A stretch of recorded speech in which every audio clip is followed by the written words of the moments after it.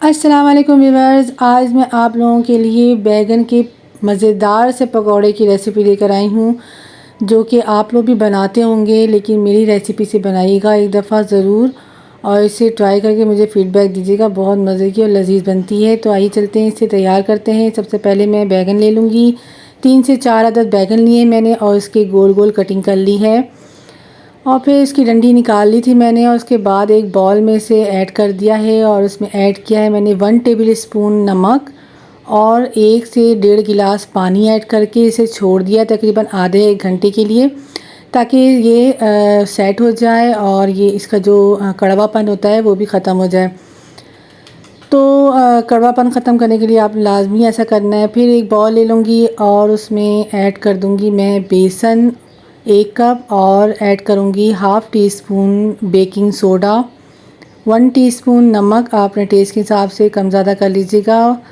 कूटा हुआ धनिया, साबित धनिया को कूट लिया था या आप ग्राइंडर में पीस लें इसे, वो ऐड कर दिया है 1 टीस्पून और उसके साथ अजवाइन ऐड किया है मैंने हाफ़ टी स्पून, हल्दी ऐड किया है मैंने हाफ़ टी स्पून, 1 टीस्पून पिसी हुई लाल मिर्चें कश्मीरी मिर्चें ऐड की हैं और उसके साथ ऐड किया है मैंने ज़ीरा साबित हाफ़ टी स्पून और उसमें ऐड किया है मैंने कलौंजी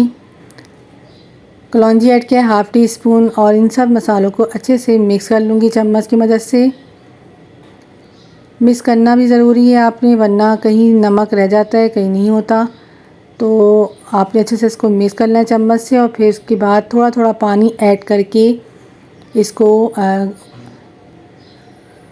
हमने घोल लेना है अच्छे से। चम्मच से घोल लें या हैंड बीटर से घोल लें आप, लेकिन अच्छे से आपने थोड़ा थोड़ा पानी डाल के करना है। बेसन में एकदम से आप पानी डालेंगे तो बिल्कुल पतला सा बैटर बन जाएगा। आपने थोड़ा थोड़ा पानी डाल के इसका बैटर बनाना है, गाढ़ा सा बैटर बनाना है। इतना गाढ़ा होना चाहिए, आप देख सकते हैं इतना गाढ़ा होना चाहिए कि ये टपके, ऐसा ना हो कि बिल्कुल टपके नहीं, अगर आप उसे उठाएं तो बिल्कुल टपके नहीं है। तो ऐसा बैटर नहीं बनाना है, ऐसा बनाना है कि ये टपके, वो भी थोड़ा थोड़ा, ज़्यादा नहीं, पानी की तरह नहीं टपके। अब आप देख सकते हैं ये थोड़ा थोड़ा टपक रहा है। अब इस बेसन में मैं बैगन को ऐड कर दूंगी जो कि मैंने नमक लगा के रखा हुआ था, उसमें से निकाल के आपने धोना नहीं है, उसी नमक वाले ही पानी से निकाल के आपने डायरेक्ट बेसन में डाल देना है और बेसन में डाल के इसे छोड़ देंगे 10 मिनट के लिए, ताकि ये अच्छे से एब्जॉर्ब कर ले अपने अंदर ये बेसन के टेस्ट को। जो भी मसाले हमने इसमें ऐड किए हैं बेसन अंदर तक इसके जज्ब हो जाए, तब आपने इसे फ्राई करना है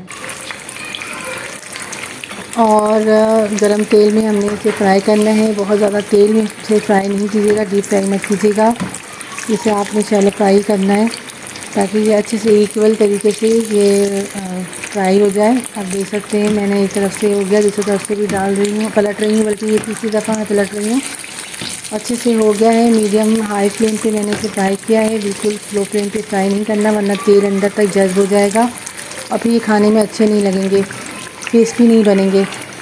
और आपने बैगन को जो है नमक लगा के लाजमी रखना है, वरना ये कड़वे होंगे अंदर से। बैगन, अगर आपने बैगन में नमक नहीं लगाया तो ये अंदर से कड़वे साबित होंगे, अंदर से आप खाएंगे तो आपको लगेगा ये कड़वे। तो इसका कड़वापन निकालने के लिए हमें नमक में इसे ज़रूर से इसे ऐड करना है। नमक में डाल के आपने लाजमी इसको रखना है आधा घंटा 1 घंटा, ताकि इसका कड़वापन निकल जाए। तो ये टिप्स था मेरा, और आपको कैसी लगी ये टिप्स। और आपने इसे टमाटर की चटनी, यानी तो आप इसे केचप और हरी चटनी, या मैं आलू की चटनी आप लोगों को मैंने सिखाई हुई है मेरे चैनल पे, आप देख सकते हैं। हरी चटनी है, टमाटर केचप की वीडियो है मेरी, और आलू की चटनी की वीडियो है। आप सबको आप विज़िट कर सकते हैं, चैनल पे आके वीडियो को देख सकते हैं और सीख सकते हैं। तो आई होप कि ये वीडियो आप लोगों को पसंद आई होगी, रेसिपी पसंद आई होगी। अगर पसंद आई है तो लाइक, शेयर और सब्सक्राइब करना मत भूलिएगा मेरे चैनल को।